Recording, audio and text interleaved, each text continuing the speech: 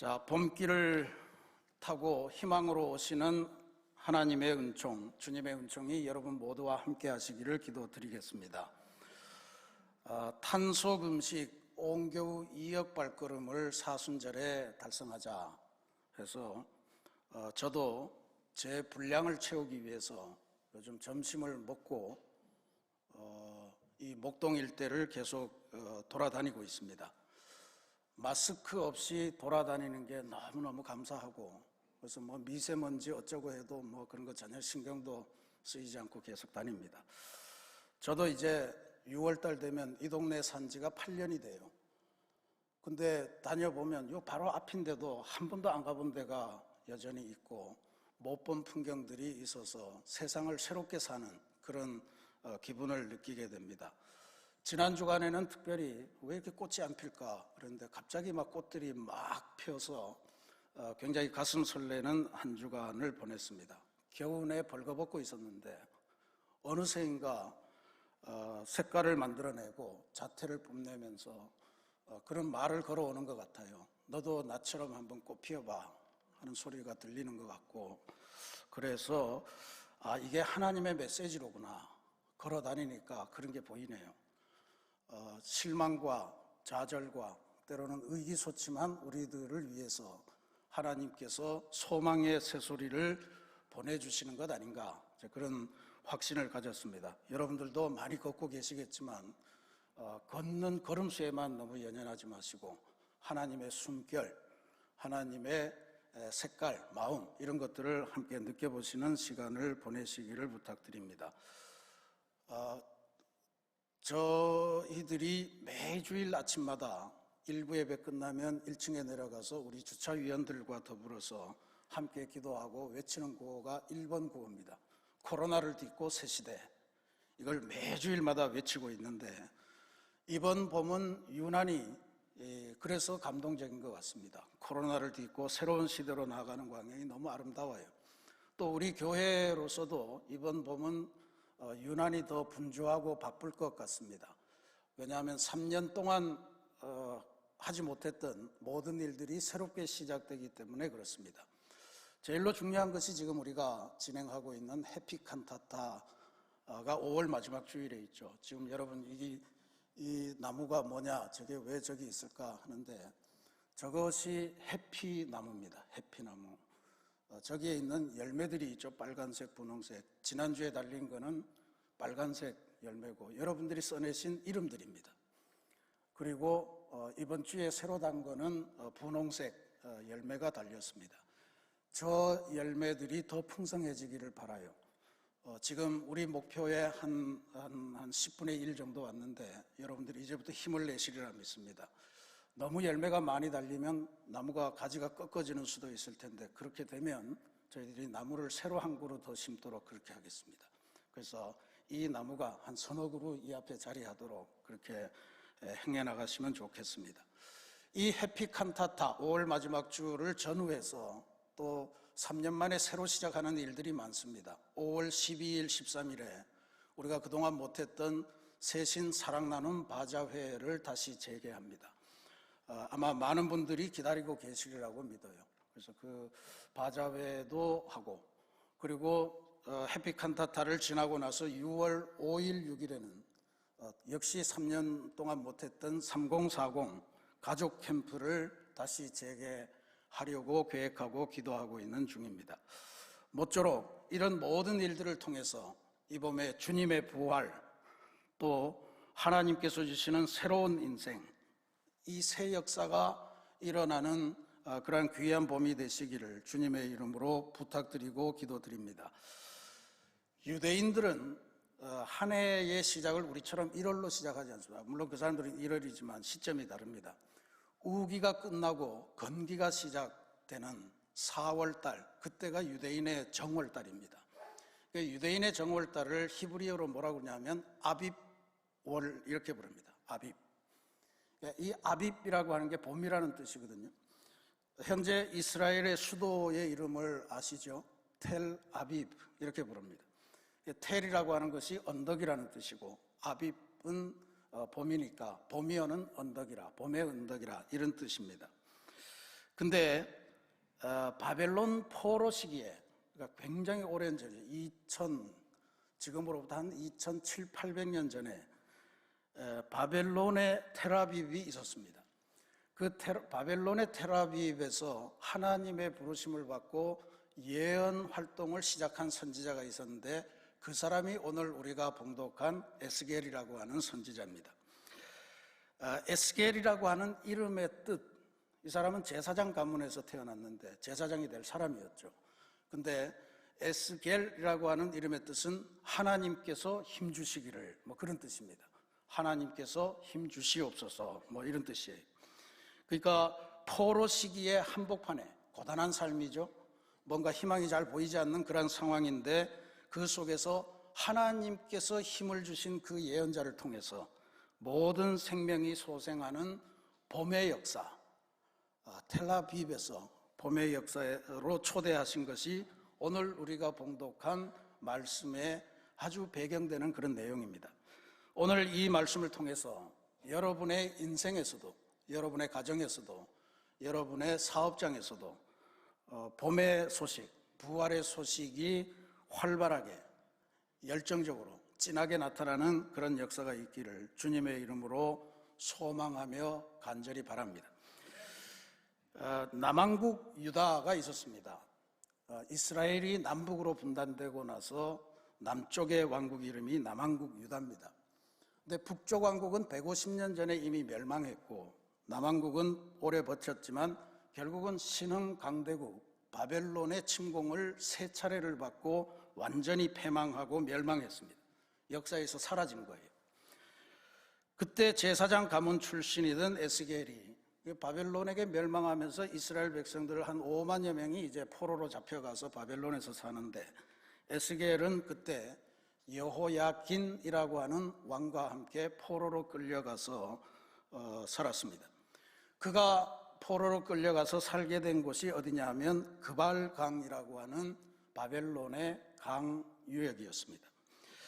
바벨론에 끌려간 지 5년째 되던 해, 그의 나이 30살에 하나님으로부터 예언자로 부름받고 예언 활동을 시작했고, 성경에 따르면 22년 정도 포로 생활을 하면서 예언자 생활을 했다, 그렇게 나옵니다. 나라를 잃고 성전도 잃고 아무것도 없는 상황 속에서 절망 중에 신음하던 이스라엘 백성들에게 하나님의 말씀과 회복의 역사를 전파하는 사명을 가졌습니다. 여호와께서 힘 주시기를 이라고 하는 그의 이름에 걸맞게 하나님께서 주시는 회복의 역사를 선포하면서 살았습니다. 에스겔서는 48장인데요. 그 48장을 반으로 딱 나누어서 24장을 보면 에스겔서의 내용의 핵심을 잘 읽을 수 있습니다. 앞에 24장은 하나님께서 이스라엘 백성의 죄악을 견디시다 못해 징벌하시는 내용입니다. 이거 포로로 잡혀가요. 그리고 뒤에 24장은 잡혀갔지만 포로 생활에서 다시 일으키셔서 회복시켜 주겠다 하는 것을 전파해 주시는 그런 예언입니다. 근데 그냥 말씀이 아니에요. 에스겔을 데리고 이곳저곳 다니시면서 환상을 보여주신 겁니다. 그러니까 꿈속에 나타나셔서 하나님이 이래저래 말을 전해라 이런 게 아니고, 에스겔을 직접 데리고 역사의 절망 한복판을 데리고 다니시면서 여기에서 어떤 일이 일어날 거다, 여기에서 어떤 일이 일어날 거다, 여기에서 어떤 일이 날 거다, 이런 것들을 보여주신 그런 내용입니다. 그래서 저는 에스겔서를 보면서 에스겔이 하나님 손잡고 성지를 순례했구나 하는 그런 깨달음을 늘 갖습니다.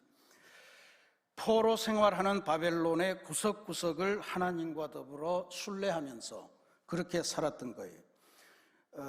오늘 우리가 봉독한 말씀도 에스겔의 성지 순례의 한 장면이다, 이렇게 보시면 됩니다. 에스겔이 살면서 예언자로 부름받았던 그발강이라고 하는 강이요, 이게 메소포타미아 문명의 중심인 유프라테스 티그리스 강이 합류해서 페르시아만으로 들어가는 그 합류 지점에 있는 강입니다. 그발이라고 하는 거는 히브리어로 케바르 이렇게 쓰는데, 케바르라고 하는 뜻은 대단히 넓은, 아주 큰, 이런 뜻입니다. 그러니까 저 저 높은 아라랏산 뭐 이런 데서 흘러나와서 하류까지 갔으니까 두 강이 전부 다 큰데 두 강이 합류했으니까 얼마나 크겠어요. 그래서 저 강을 어떻게 치수하느냐 하는 게 바벨론의 아주 중요한 과제였습니다. 그래서 저기에다가 옛날식의 요즘식의 댐을 만들고 또 거기에 운하를 파서 배를 띄우고 뭐 이런 대규모 공사가 있었으리라 하는 것이 성경 고고학자들의 추정입니다. 그 대규모 공사에, 그발강의 주변에 있었던 대규모 공사에 유대에서 포로로 잡아온 사람들을 상당수 투입했을 거다. 이게 이제 성경학자들의 추정이고요. 그래서 이 사람들이 거기서 노역을 하다가 죽으면 어떻게 됐겠느냐? 포로에게 무덤을 허락하지는 않았을 테고 어느 한 골짜기를 모아다가 시신을 거기다 갖다 두었을 거다. 그래서 그게 지금 에스겔이 하나님의 손에 이끌려서 갔던 어느 한 골짜기, 거기에 있는 뼈 무더기들, 그게 바로 그 시신들일 거다. 그렇게 추정을 합니다. 근데 그 그발강에 있는 시신들이 모여있는 그 골짜기, 이걸 유대인들이 대부분 알고 있었으리라 그렇게 추정할 수 있죠. 우리도 여기서 일하다가 죽으면 저기로 가겠구나, 저렇게 가서 해골로 남겠구나, 뭐 이런 생각을 했다는 거죠. 그래서 11절에 보면 이스라엘 백성들이 습관처럼 노래처럼 부르던 탄식의 소리가 기록되어 있는데 그게 뭐냐 하면 우리의 뼈들이 말랐고 우리의 소망이 없어졌으니 우리는 다 멸절되었다 하느니라. 우리의 뼈들이 말랐고 소망이 없어졌으니 우리는 다 멸절되었다. 뭔 이야기입니까? 더 이상 희망도 없고 우리는 끝났다, 이런 노랫소리가 포로된 유다 백성들에게 광범위하게 흘러 퍼져나갔다라고 하는 것을 읽을 수 있습니다. 이게 왜 하나님께서 이 마른 뼈들이 모여있는 이 골짜기에서 위대한 생명의 구원의 비전을 펼쳤는가 하는 것과 연결이 되겠죠. 11절 초반부에 보면 이 뼈들은 이스라엘 온 족속이라. 그러니까 다시 살린다는 것은 이스라엘을 새롭게 하고 새민족으로 만들어 가시겠다라고 하는 하나님의 약속을 의미하는 거죠. 그러니 마른 뼈들의 환상에 확실한 배경을 우리가 깨칠 수 있는 그런 내용입니다. 아울러 21세기를 살아가면서 이 거친 경쟁, 무한 경쟁의 시대 속에서 혹시라도 경쟁에 질까봐, 또 이 경쟁에서 내가 차지한 자리를 온전히 유지하지 못할까봐 풍요 속에서 빈곤과 괴로움과 이런 것들을 느끼는 현대인들, 메말라버린 그 심성을 표현하는 그러한 구절이기도 하다, 이런 생각을 듭니다. 우리의 뼈들이 말랐고 우리의 소망이 없어졌으니 우리는 다 멸절되었다. 하나님께서는 에스겔을 그 골짜기로 인도하시면서 거기서 보라라고 하시면서 보여주시는데 에스겔이 본 광경은 뼈들이 가득한 광경을 보았습니다. 한두 사람의 뼈가 아니고 수많은 사람들의 뼈가 뒤섞여 있는 그런 광경을 보았습니다. 그런데 에스겔이 바라봤을 때 그 뼈들이 바짝 말라 있더라는 거죠. 말랐다, 뼈들이 말랐다라고 하는 것은 이스라엘 백성에게서는 뼈가 말랐다, 뼈가 견고하게 하시고 뼈가 윤택하게 하는 것을 하나님이 주시는 복이라고 생각했는데, 이 뼈들이 말랐다는 것은 생명과 관련해서는 어떠한 희망도 가질 수 없는 상태이라는 것을 보여주는 표현입니다. 이 마른 뼈들은 이스라엘 족속이라 그렇게 표현을 하셨으니까 하나님의 말씀대로 살지 못하고, 그래서 약속의 땅을 잃어버리고 땅도 잃어버리고 성전도 잃어버리고 말씀도 잃어버린, 그래서 이스라엘 이민족의 노예 생활을 하면서 포로 생활을 하는 이스라엘 백성들을 상징하는 이야기죠. 그러니까 그 마른 뼈의 골짜기는 절망의 느낌, 절망의 감정으로 가득한 곳입니다. 근데 하나님께서는 그 절망의 골짜기에서 새로운 희망을 이야기하시고 마음을 드러내십니다. 이런 광경 속에서 하나님께서 에스겔에게 질문 하나를 던지시는데 그 질문의 내용은 이겁니다. 인자야, 인자야. 인자야라고 부르는 것은 바로 에스겔아, 이런 뜻이죠. 이 뼈들이 능히 살 수 있겠느냐 하는 말씀입니다. 오래전에 죽어서 이미 바짝 말라버려서 다시 소생한다, 생명과 관련해서는 아무런 희망이 없는 이 마른 뼈 같은 인생들, 이게 다시 살아날 수 있겠느냐 하는 질문입니다. 하나님께서 바벨론 땅에서 절망 가운데 살아가는 이스라엘 백성들, 살아있다고 치더라도 그 백성들이 다시 소망을 가질 수 있겠느냐, 능히 살 수 있겠느냐 하는 질문을 던지신 거예요. 인자야, 이 뼈들이 능히 살 수 있겠느냐. 철학은 인간의 질문으로 시작하고 신학은 하나님의 질문으로 시작한다라고 하는 우리 신학계에서 많이 쓰는 그런 표현이 있습니다. 철학의 출발, 서양 철학사 같은 거 읽어보면 모두 고대 그리스 철학자들 한결같이 하는 질문이 만물의 출발이 어디에서부터 시작됐을까? 만물의 근원이 뭘까? 데모크리투스라는 사람은 물에서 시작됐다. 어떤 사람은 불에서 시작됐다. 어떤 사람은 원자에서 시작됐다. 이렇게 복잡하게 이야기합니다. 다 인간의 질문들입니다. 근데 성경이 기록하는 인류의 역사, 그것은 하나님의 질문으로 시작됩니다. 하나님께서 인간에게 던지신 첫 질문은 아담아, 내가 어디 있느냐 하는 질문이었습니다. 아담이라고 하는 것은 하나님이 지으신 첫 번째 인간을 뜻하기도 하고, 아담아라고 하는 것은 히브리어로 흙이라고 하는 뜻입니다. 사람을 가리키는 통칭입니다. 그러니까 사람아, 내가 지금 도대체 어디에 있느냐 하는 것이 인류를 향한 하나님의 첫 번째 질문이었습니다. 이 질문은 아담이 하나님을 피해서 도망 다닐 때 주신 질문이에요. 그러니까 이 질문의 본질적인 의미는 아담아, 네가 지금 있어야 될 곳은 나를 피해서 내 얼굴이 보이지 않는 곳이 아니고 내 얼굴 앞에 네가 나오는 것이고, 네가 머물러야 될 것은 나의 품속이다 라고 하는 것을 알려주는 질문이에요.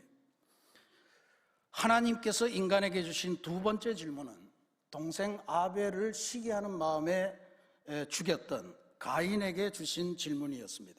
가인아, 내 아우 아벨이 어디 있느냐? 네 아우가 어디 있느냐 하는 것이 하나님의 두 번째 질문입니다. 이 질문은 너는 내 앞에 서는 게 좋은데, 그리고 너 동생은, 네 이웃의 생명은 도대체 어디에 있다는 이야기냐? 인간은 자기의 생명만이 아니고 이웃의 생명을 돌보며 살아야 되는 존재임을 알려주시는 그러한 질문입니다.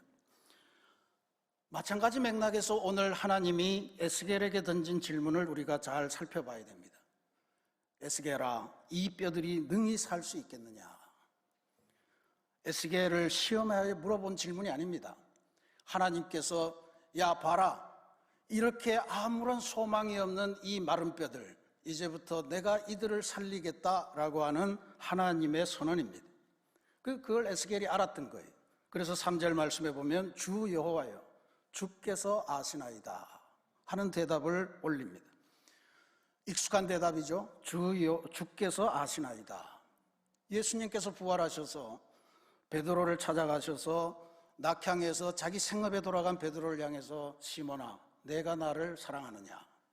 네가 여기 있는 모든 사람들보다 더 나를 사랑하느냐? 베드로가 할 말이 없이 계속해서 주님께서 아십니다 하는 대답만 하잖아요. 그 대답이 뭐겠어요? 주님, 나를 그만 질문하시고 나를 구원해 주십시오라고 하는 그런 대답이었습니다. 에스겔의 대답도 마찬가지인 것 같습니다. 그래서 이 말씀을 저는 이렇게 해석하고 싶어요. 주님께서는 우리의 처지와 우리의 모든 마음의 소원을 다 아시는 분입니다. 우리의 공경을 해결해 주실 분 주님밖에 안 계시오니 주님 바라건대 우리의 공경, 이 뼈들, 이 말라버린 뼈들을 살려주옵소서라고 하는 것이 에스겔의 대답인 줄로 믿습니다. 그건 증명이 돼요. 주 여호와여, 주께서 아시나이다. 에스겔의 이 애매모호한 대답을 들으시고서 하나님께서 곧바로 하신 일이 뭐냐 하는 것을 보면 알 수 있습니다. 바로 마른 뼈들을 살리는 일을 시작하신 것입니다. 하나님께서 이 마른 뼈들을 살리시는 일, 이것은 자세히 읽어보면 하나님께서 천지를 창조하실 때 광경을 생각나게 하는 그러한 일들입니다. 말씀으로 마른 뼈들을 살리세요. 말씀으로 마른 뼈들을 재창조하고 계십니다. 그런데 첫 번째 창조와 다른 것은, 첫 번째 창조 때는 수면 위를 운행하는 하나님의 영, 또 하나님의 말씀, 또 사람을 만들 때 우리가 우리의 형상으로, 그러면서 삼위일체 하나님이 동력하셨다는 것을 보여줍니다. 그런데 지금 이 그발강 골짜기에서 에스겔을 통해서 하시는 이 창조, 이것은 하나님 대신에 거기에 삼위일체 하나님 대신에 인간이 중간에 동력자로 와 있다라고 하는 것이 가장 큰 차이점입니다. 마른 뼈를 살리는 이 창조의 사역에는 에스겔이라고 하는 사람이 적극적으로 하나님의 동력자로 일하고 있다는 것을 우리에게 알려주기 때문에 중요합니다. 4절 말씀 보시죠. 너는 이 모든 뼈에게 대언하여 이르기를. 에스겔의 역할이 주어집니다. 너는 이 모든 뼈에게 대언하여 이르기를 너희 마른 뼈들아 여호와의 말씀을 들을지어다. 에스겔을 통해서 하나님이 일을 하십니다. 5절에 주 여호와께서 이 뼈들에게 이같이 말씀하시기를 내가 생기를 너희에게 들어가게 하리니 너희가 살아나리라. 이상하잖아요. 하나님께서 직접 말씀하시면 다 살아날 텐데 왜 굳이 너 내 이야기를 반복해서 대언하라 이렇게 말씀하시는 걸까요? 그 참 신기한 일입니다. 근데 실제로 하나님이 말씀하시고 나서 금방 일이 생긴 게 아니고 이상하게도 에스겔에게서는 에스겔이 하나님의 말씀을 복창하고 난 다음에 대언하고 난 다음에 아주 놀랍고 신나는 일이 생겼다 이렇게 기록을 하는 거죠. 7절 말씀에 이에 내가 명령을 따라 대언하니 대언할 때에 소리가 나고 움직이며 이 뼈 저 뼈가 들어맞아 뼈들이 서로 연결되더라. 내가 또 보니 그 뼈에 힘줄이 생기고 살이 오르며 그 위에 가죽이 덮이고 뭐 이런 일들이 막 일어나는 거예요. 또 생기가 그들에게 들어가며 그들이 곧 살아나서 일어나서는데 극히 큰 군대더라. 에스겔이 하나님의 말씀을 복창하고 대언할 때 나타난 위대한 역사입니다. 하나님의 말씀을 마른 뼈 같은 인생들에게 전달했더니 일어난 위대한 역사예요. 그 뼈들이 연결되고 힘줄이 생기고 살이 오르고 가죽이 덮으며 사람의 모습, 완벽하게 사람의 외적인 모습을 회복했다라고 하는 것을 발견케 해줍니다. 근데 문제가 있죠. 에스겔이 그걸 가만히 봤더니 외양은 사람을 회복했는데 그 안에 생기는 없더라. 에스겔의 판단입니다. 사람의 모양으로 거듭은 났으되 진짜 산 게 아니더라 하는 이야기입니다. 그리고 나서 다시 생기를 대언했더니 하나님의 생기가 그 외적으로 회복된 그들에게 들어가서 다시 완전히 살아나고 마침내는 큰 하나님의 군대가 되었다 하는 것이 에스겔에게 보여주신 하나님의 환상의 전모입니다. 하나님의 말씀이 대언될 때, 하나님의 생기가 대언될 때, 또 그 대언되는 하나님의 말씀을 그 뼈들이 들었을 때 뭡니까? 우리가 배운 하나님의 말씀을 전할 때, 전도할 때라고 하는 뜻이겠죠. 전도할 때 하나님의 생기가 우리 안으로 들어와서 일으키는 놀라운 역사입니다. 하나님의 생기, 이게 지금 중요하다 이런 이야기겠죠. 여기에 생기, 하나님의 생기로 번역된 단어가 히브리어로 루아흐라고 하는 단어입니다. 이것은 천지 창조 때 공허와 어둠 속에 있는 수면 위를 하나님의 영이 운행하시니 그런 단락에 나오는 그 하나님의 영, 그게 바로 루아흐입니다. 그러면서 하나님의 창조가 시작이 되는 거예요. 하나님께서 사람을 흙으로 만드시고 이제 거죽을 다 만든 다음에 그 코에 생기를 불어넣으시니 이런 장면이 나오죠. 그제서야 생명이 되었더라 그러는데 그때에 하나님이 생기를 불어넣으시니 그 생기가 바로 루아흐입니다. 부활하신 예수님께서 제자들을 찾아다니시는데 그때만 해도 제자들이 무서워서 자기네들도 잡혀갈까 봐 문을 꽁꽁 걸어 잠그고 숨어 있었습니다. 그때 예수님께서 나타나셔서 제자들을 향해서 숨을 후 부시고 평안이 있을지어다 하는 말씀을 주시는데 그때 부르셨던 숨, 그것이 푸뉴마, 즉 루아흐의 헬라어 번역입니다. 120명의 제자들이 예수님이 승천하실 때 모여서 기도하라, 성령이 임할 때까지 기도하라는 그 당부를 받고 모여서 기도할 때 급하고 강한 바람 같은 불같이 갈라지는 혀들이 나타나고 그래서 성령이 충만하게 임해서 모든 사람들이 용기를 갖게 되고 또 자기네들이 한 번도 가보지 못한 그러한 지역의 말들을 자유자재로 구사하더라. 이 성령의 역사 아닙니까? 그 성령이 바로 루아흐입니다. 하나님의 생기, 이게 사람이 사는 것의 핵심적인 요소라고 하는 것을 보여주는 거예요. 겉모습만 회복된다고 사람이 아니었다는 이야기. 하나님의 생기가 들어가서 그 생기가 작동하기 시작하니까 비로소 위대한 역사가 나타나기 시작하는 겁니다. 절망했던 사람들이 소망을 갖게 되고, 아무것도 아닌 거죽대기 같은 인간들이 생명이 되고, 그리고 숨어서 벌벌 떨고 있던 사람들이 자신감을 갖고 박해와 탄압을 이기며 등장하기 시작하는 것, 이 전부 다 루아흐, 하나님의 생기의 작용이었다는 것입니다. 사랑하는 우리 새신교회 성도 여러분, 이걸 보면서 우리는 우리가 도대체 산다는 게 뭘까 하는 것을 깊이 생각해 보기를 간절히 원합니다. 산다는 것은 뭐가 사는 걸까요? 사도 바울은 로마서를 통해서 사람의 몸을 나타내는 두 헬라어를 가지고 인생을 비교했습니다. 하나는 사르크스라고 하는 단어고 하나는 소마라고 하는 단어입니다. 사르크스라고 하는 단어는 우리 성경에서는 육체 이런 걸로 다 번역이 됐습니다. 뭐냐면 잘 모르겠습니다. 과학적으로 물, 그 다음에 단백질 덩어리로 구성된 게 사람의 몸 아니겠어요? 이 몸뚱아리, 살덩어리, 이게 사르크스입니다. 그러니까 우리의 하나님이 주신 장막이, 이 생에서의 장막이 무너지면 하나님이 새로운 장막을 준비하신다. 이게 이 생의 장막이에요. 그러니까 죽으면 다 사라지고 화장하면 다 없어지는 그것이 바로 사르크스입니다. 반면에 우리가 인생을 살아가는데 고기 덩어리로만 살지 않잖아요. 여기에 혼도 있고 영도 있고 그렇습니다. 정신도 있고 하나님이 주신 영도 있고, 이 전체를 모아서 이야기하는 몸이 바로 소마입니다. 그래서 바울은 우리가 부활할 때 사르크스가 부활이 되는 게 아니고 소마로 태어나는 것이다, 이렇게 표현을 했어요. 그러니까 여러분이 지금 아무리 성형수술을 열심히 해도 그게 천국까지 이어지지는 않는 거예요. 그건 사르크스예요. 사르크스. 뭐 하시든 안 하시든 자유지만 기대는 버리셔야 됩니다. 천국까지는 못 갖고 가십니다. 그러니까 우리가 산다고 하는 것, 이것은 우리가 갖고 있는 이 단백질 덩어리, 이 살덩어리를 어떻게 유지하고 잘 보존하고 멋있게 가꾸고, 그게 사는 게 아니란 이야기죠.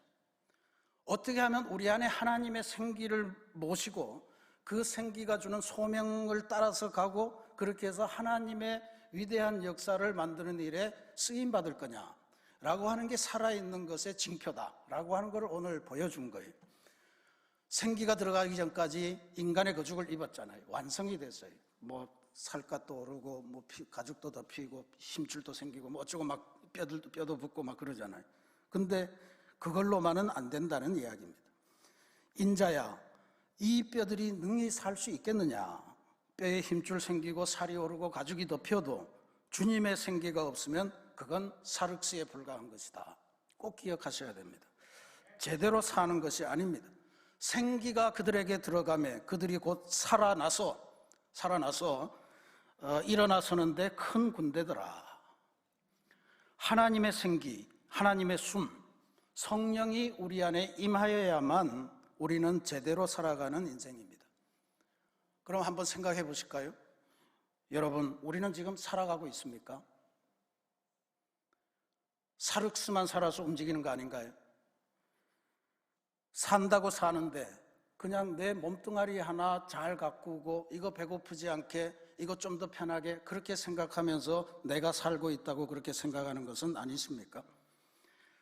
내가 다니는 직장이 번듯하고 내 사회적인 친구들이 그래도 이런저런 영향력을 누리고, 그리고 먹고 마시는 일에 불편함이 별로 없고, 그러면 내 인생 괜찮은 것 아닌가? 그래봤자 사르크스입니다. 다 없어지는 내용이에요. 그거는 온전히 사는 것이 아니다. 그것만을 위해서 산다면 그거는 삶이 아니다라고 하는 게 오늘 에스겔을 통해서 보여주는 말씀입니다. 그러한 것들도 전부 다 하나님의 생기가 있어야만 의미가 있다. 성령이 내 몸에 들어와서 하나님이 나를 통해서 뭘 원하시는가 하는 것을 이루는 삶이 아니면 사는 것이 아니다라고 하는 것을 우리는 분명히 깨달아야 될 줄로 믿습니다. 또 하나 주목할 것이 있습니다. 하나님의 말씀도 중요하고 하나님의 생기도 중요한데, 진짜로 마른 뼈들이 일어나는 과정에 하나님이 택하신 도구가 있습니다. 바로 대언자입니다. 대언자의 역할이 있어야 된다는 거예요.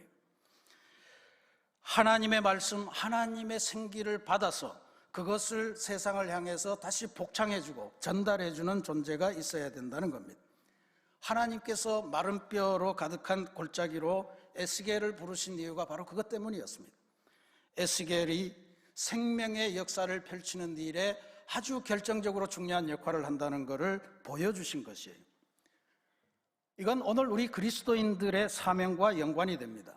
오늘 우리 그리스도인들은 이 절망적인 세상, 마른 뼈들이 득식을 하는 이 세상 속에서 하나님께서 대언자로 세우신 존재들임을 잊지 말아야 됩니다. 그러니 우리가 제대로 산다고 하는 것, 그건 그냥 내가 사륵시의 즐거움, 그걸 누리면서 사는 것이 아니고 하나님의 말씀을 대언하는 전도자로서의 사명을 온전히 감정할 때, 내가 이제야 비로소 사는 것이로구나 하는 것을 인정받을 수 있다라고 하는 사실입니다.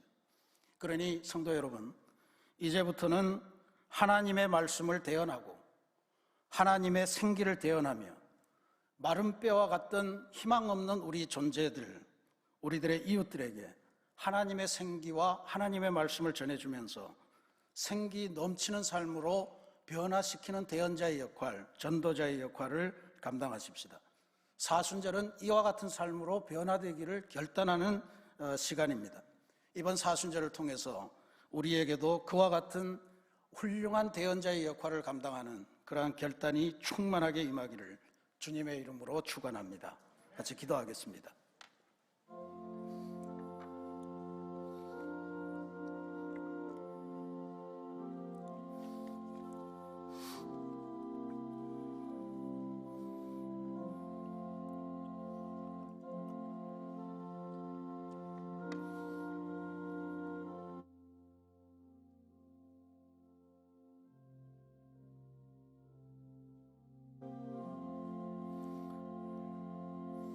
사랑의 하나님, 사는 게 무엇인지 우리가 헷갈릴 때가 많이 있습니다.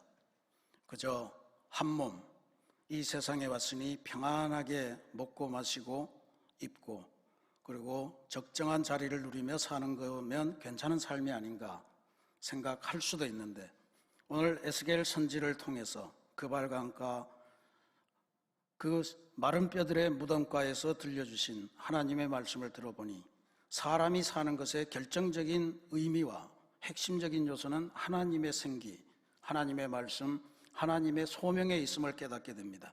생기가 없으면 군대가 되지 못하고, 군대가 되지 못하면 하나님의 말씀을 이루는 존재가 아니니 그것은 온전히 사는 것이 아님을 깨닫게 하시고, 이제부터 무엇을 먹을까 마실까 입을까 이것에만 염려하는 그런 사륵시의 인생이 아니고 하나님을 온전히 모시고 하나님의 계획을 이루며 살아가는 복된 참다운 인생의 주인공이 되게 주님 인도하여 주옵소서. 아울러서 우리가 살아가는 삶이 우리만의 구원이 아니라 이 말씀으로 세상을 새롭게 창조하는 대언자가 필요하다고 에스겔을 세워주신 줄로 믿습니다. 하나님, 우리가 이 세상 살면서 하나님의 말씀과 하나님의 생기를 대언하는 전도자가 되어 우리 주변을 하나님의 생기 넘치는 세상으로 바꾸고 이웃으로 바꾸는 그러한 귀한 사명을 감당토록 도와주옵소서. 예수님의 이름으로 감사기도 드립니다. 아멘.